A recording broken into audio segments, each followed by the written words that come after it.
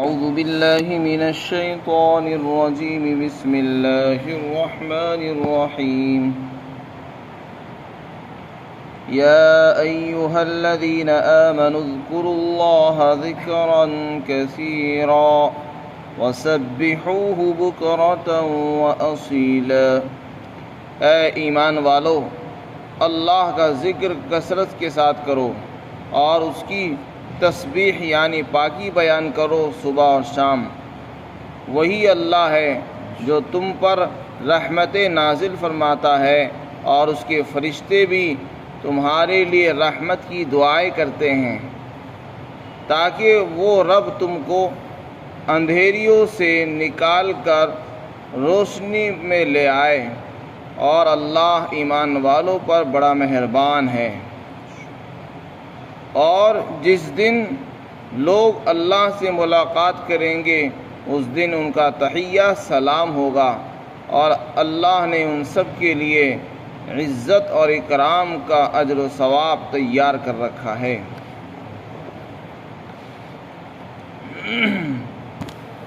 یہاں پر اللہ رب العزت نے ایمان والوں کو خطاب فرمایا اور ایک خاص حکم بیان فرمایا جس کو ذکر کہا جاتا ہے۔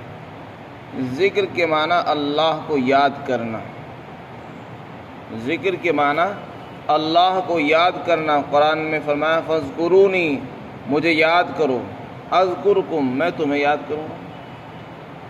جب بندہ مجھے یاد کرتا ہے تنہائی میں تو میں اس کو تنہائی میں یاد کرتا ہوں، اور جب بندہ مجلس میں یاد کرتا ہے، کسی محفل میں میرا ذکر کرتا ہے، تو حدیث شریف میں فرمایا تو میں اس کا ایسی مجلس میں ذکر کرتا ہوں جو اس مجلس سے بہت افضل ہے، یعنی فرشتوں کی مجلس۔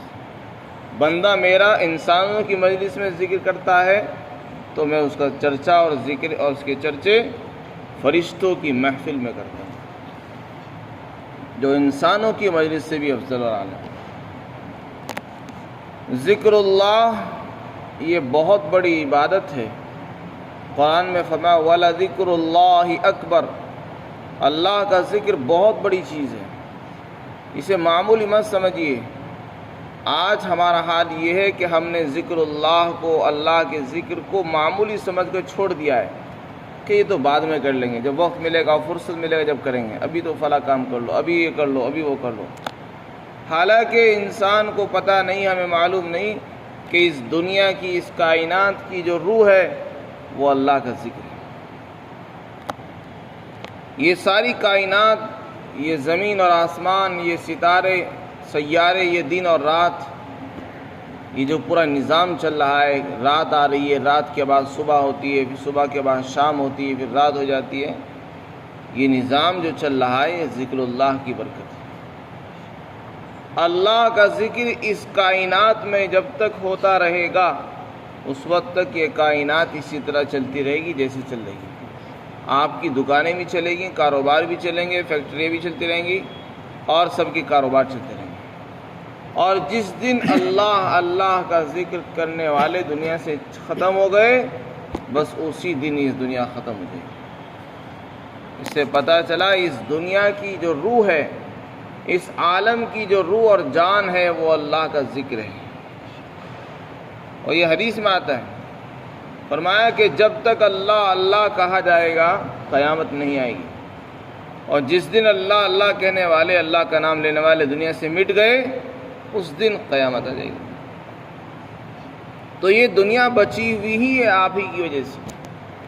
جو لوگ اللہ کو یاد کر رہے ہیں یہ دنیا بچی ہوئی ہے۔ لوگ سمجھ رہے ہیں کہ ایمان والوں کو ختم کر دے، مسلمانوں کو دنیا سے صفحہ ہستی سے مٹا دے، تب ہم چین سے جئیں گے۔ ایسے لوگ کم عقل ہے، بے وقوف ہے، انہیں پتہ نہیں کہ یہ دنیا ہی اللہ کا نام لینے والوں سے آباد ہے۔ وہ یہ سمجھ رہے ہیں کہ اللہ کا نام لینے والوں کو ہم ختم کر دیں گے تو ہم دنیا میں رہیں گے۔ بھلا وہ کیسے دنیا میں رہ لیں گے جب اللہ کا نام لینے والے ہی نہیں رہیں گے، نہ یہ دنیا رہے گی۔ تو اس دنیا کی روح ذکر اللہ ہے۔ جیسے کہ انسان کی ایک روح ہے، اگر اس کی باڈی سے جان کو، روح کو نکال دیا جائے تو انسان مردہ ہو جاتا ہے، نیچے زمین پر پڑ جاتا ہے، اور مٹی میں اور اس کے اندر کوئی فرق نہیں رہتا۔ وہ بے حیثیت بے قیمت ہو جاتا ہے، لوگ اس کو جلدی سے اٹھا کر قبرستان میں پہنچا دیتے ہیں۔ تو جیسے انسان کی جو قیمت ہے روح سے، جب تک آپ کی جان میں جان ہے تو آپ انسان ہیں، اور آپ ڈاکٹر ہیں، آپ انجینئر بھی سمجھے جا رہے ہیں، آپ ایک باپ بھی ہیں، آپ چچا بھی ہیں، اور آپ سب کچھ ہیں۔ جس دن آپ کے اندر سے جان نکل گئی کچھ نہیں، آپ اب مردہ لاش کی طرح ہیں، تمہاری کوئی حیثیت نہیں، اب تم کو اٹھا کر گڈھے میں ڈال دیا جائے گا۔ اس دنیا کی روح بھی اللہ کا ذکر ہے۔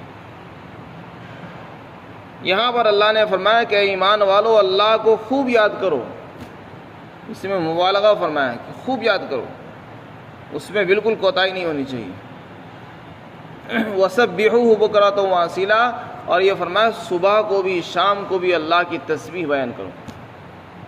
صبح اور شام دو وقت خاص طور سے ذکر کیے، اس کا یہ مطلب نہیں کہ وہ دو ہی وقت یاد کرنا ہے، نہیں، ذکر اللہ اور اللہ کی تسبیح ہر وقت کرنی ہے۔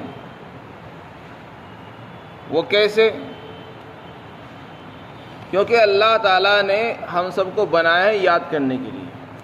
قرآن میں اللہ نے دوسرے مقامات فرمایا فَإِذَا قَضَيْتُمُ الصَّلَاةَ فَاذْكُرُوا اللَّهَ قِيَامًا وَقُعُودًا وَعَلَى جُنُوبِكُمْ، فرمایا جب نماز پوری کر لو تو یہ مت سمجھو کہ ہم نے تو بہت بڑے پہاڑ توڑ دیے، بس اب ہم مسجد سے جیسے باہر نکلے ٹوپی جیب میں ڈال دی اور اس کے بعد بس اللہ کون ہے وہ تو مسجد میں چھوڑ کر آ گئے اور اب اپنے کاموں میں لگ گئے۔ نہیں، اللہ نے فرمایا کہ جب نماز پوری کر لو فارغ ہو جاؤ، اب یہ نہیں کہ اللہ کی چھٹی ہو گئی، نہیں، اب اللہ کا ذکر کرو۔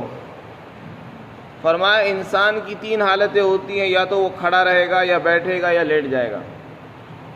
تینوں کا نام لیا قرآن نے کہ تم جس حال میں بھی رہو، نماز پڑھنے کے بعد چاہے کھڑے کھڑے ہو یا بیٹھے ہو، دکان پر کاروبار میں بیٹھے ہو، گھر میں بیٹھے ہو یا لیٹ گئے ہو، تینوں حالتوں میں اللہ کو یاد کرو۔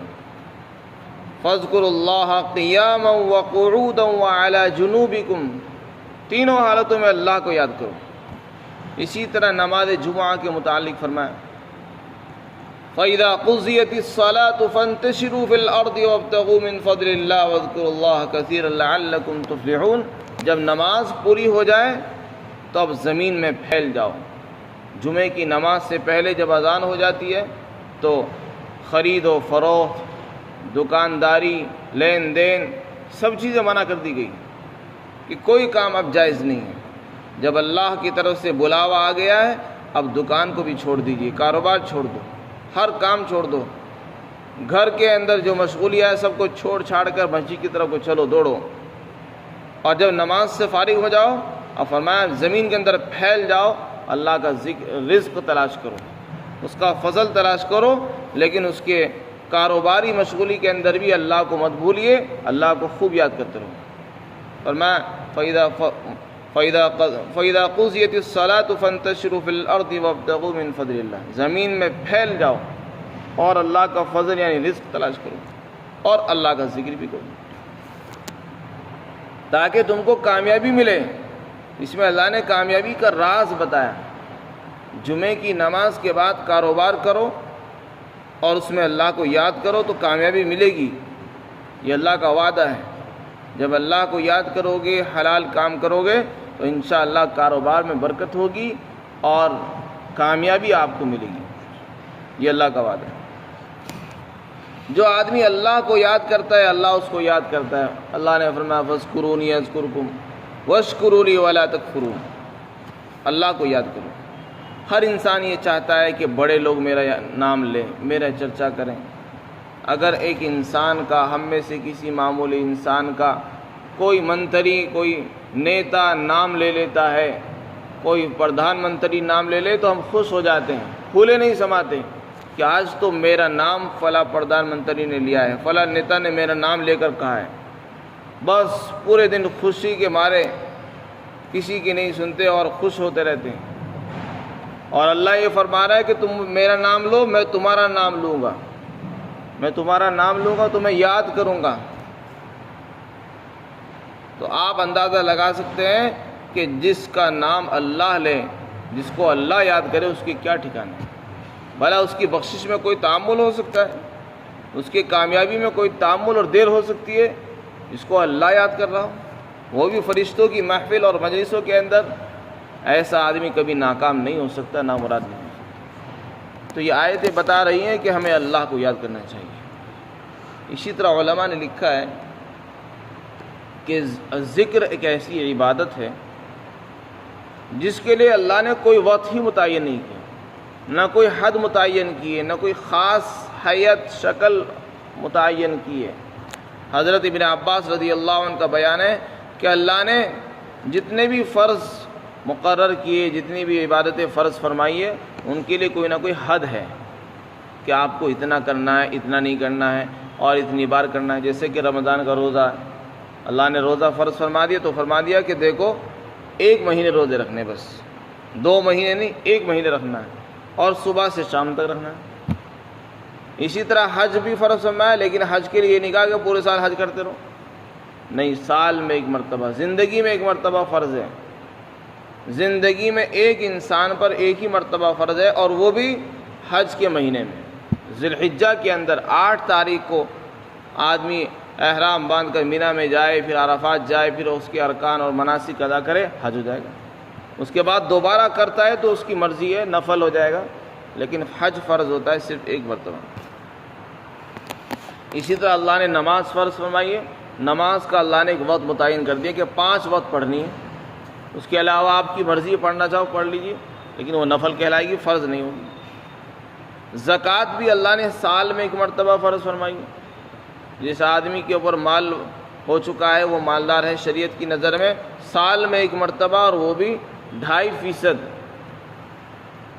تو ہر عبادت کی اللہ نے ایک حد متعین فرمائی ہے، اور اس کا ایک وقت بتایا ہے کہ اس وقت اس کام کو کرنا ہے اور اتنا کرنا ہے. لیکن ذکر ایک ایسی عبادت ہے، اس کے متعلق فرمایا ابن عباس رضی اللہ تعالیٰ عنہ نے کہ اس کی کوئی حد ہی نہیں ہے، نہ کوئی وقت ہے، نہ کوئی حالت ہے، ہر حال میں آپ کریں گے. اور دوسری جو عبادت اللہ نے فرض فرمائی، اس میں اللہ تعالیٰ نے معذور لوگوں کا عذر بھی مانا ہے، قبول کیا ہے، کہ اگر کسی کو عذر ہے، وہ نماز نہیں پڑھ سکتا ہے تو بیٹھ کر پڑھ لے، روزہ نہیں رکھ سکتا ہے تو بعد میں قضا کر لے، یا اس کا فدیہ ادا کر دے. تو اہل عذر کا عذر بھی اس میں مقبول ہے. لیکن ذکر ایک ایسی عبادت ہے جس میں کسی عذر والے کا کوئی عذر قبول نہیں کیا جائے گا، کیونکہ اس کے لیے نہ تو وضو کی شرط ہے کہ آپ وضو کے ساتھ ہی ذکر کریں گے، نہیں، بغیر وضو کی بھی آپ کر سکتے ہیں. آپ کھڑے کھڑے کر سکتے ہیں، کاروبار کے اندر رہتے ہوئے کر سکتے ہیں، آپ چل رہے ہیں چلتے ہوئے آپ کر سکتے ہیں، ٹرین میں بیٹھے بیٹھے آپ کر سکتے ہیں، اللہ کا نام لے سکتے ہیں. اس کے لیے کوئی وقت ہی نہیں ہے، اتنی عام عبادت ہے.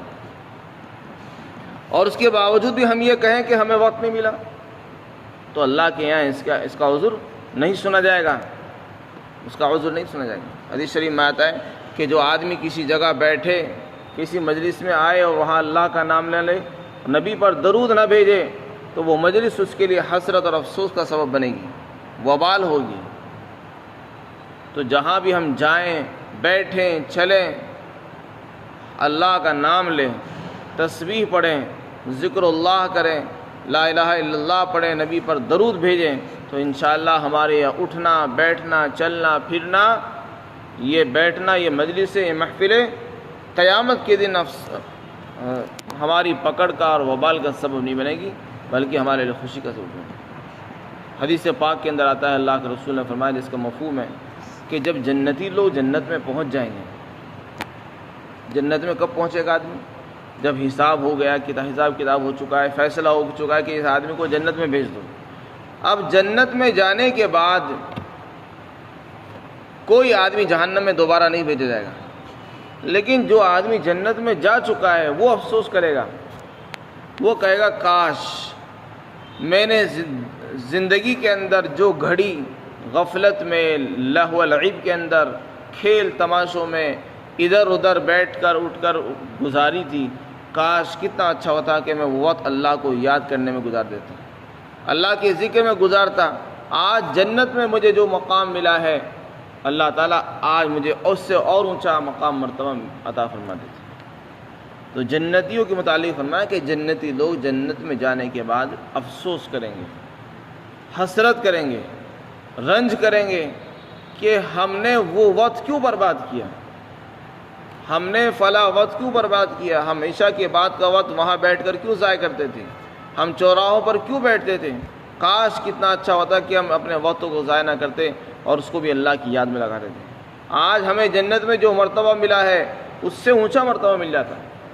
آج جنت میں تو مل چکی ہے، لیکن جنت میں بھی تو درجات ہیں، جنت میں بھی تو مرتبے ہیں، نعمتیں مختلف ہیں، تو اللہ تعالیٰ ان کو اور اونچا مقام مرتبہ عطا فرماتے ہیں۔ تو یہ اللہ کے ذکر کرنے پر اللہ کی طرف سے انعام وعدے ہیں، اور اللہ کا جو ذکر ہے اس کے لیے کوئی وقت متعین نہیں ہے، اس لیے ہم سب کو چاہیے کہ اللہ کا ذکر خوب کریں۔ تسبیح تو کم از کم ہر انسان کو پڑھنی چاہیے، تیسرے کلمے کی، سبحان اللہ والحمد للہ ولا الہ الا اللہ واللہ اکبر، بس اتنا کلمہ پڑھتا رہیں۔ صبح 100 مرتبہ، شام کو بھی 100 مرتبہ۔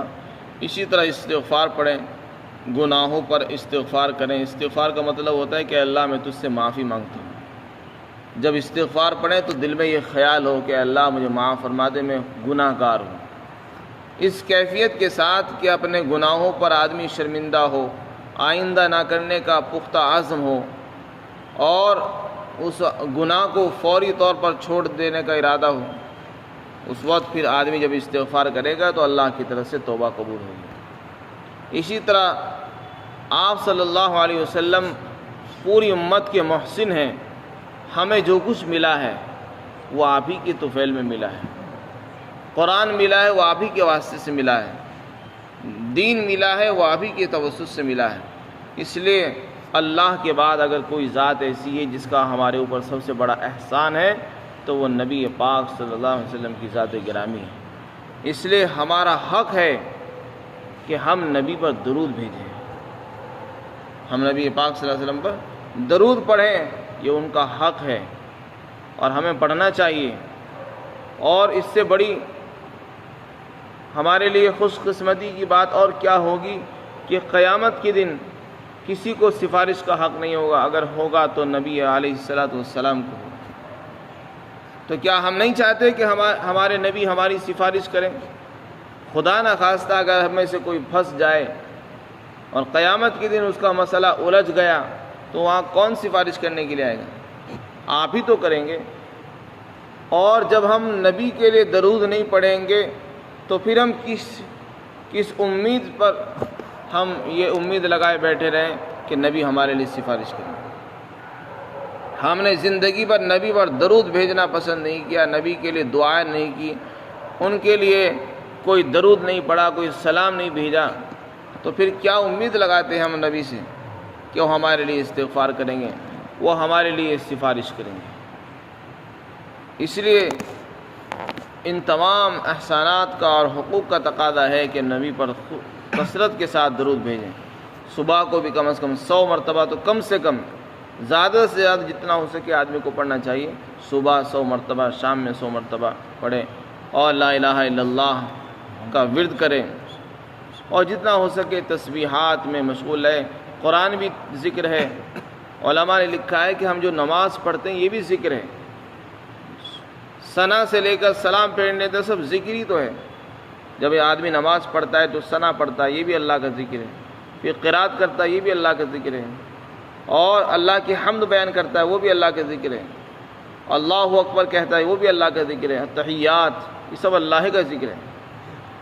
اور صبح سے شام تک کی جو مسنون دعائیں ہیں، صبح شام کی، بیت الخلاء میں جانے کی، سونے جاگنے کی، کھانا کھانے کی، کھانا کھانے کے بعد کی، اور گھر سے باہر نکلنے کی، گھر میں داخل ہونے کی، غرض یہ کہ ہر حال کی، ہر وقت کی دعائیں جو نبی نے ہم کو سکھلائی ہیں، وہ اس بات کا واضح ثبوت ہے کہ اللہ تعالی ہمیں ہر حال میں اپنی یاد میں لگانا چاہتے ہیں، اور ہمارے نبی ہم کو اس راستے پر ڈال کر گئے ہیں تاکہ میری امت ہر وقت، ہر حال میں اللہ کو یاد کرتی رہے۔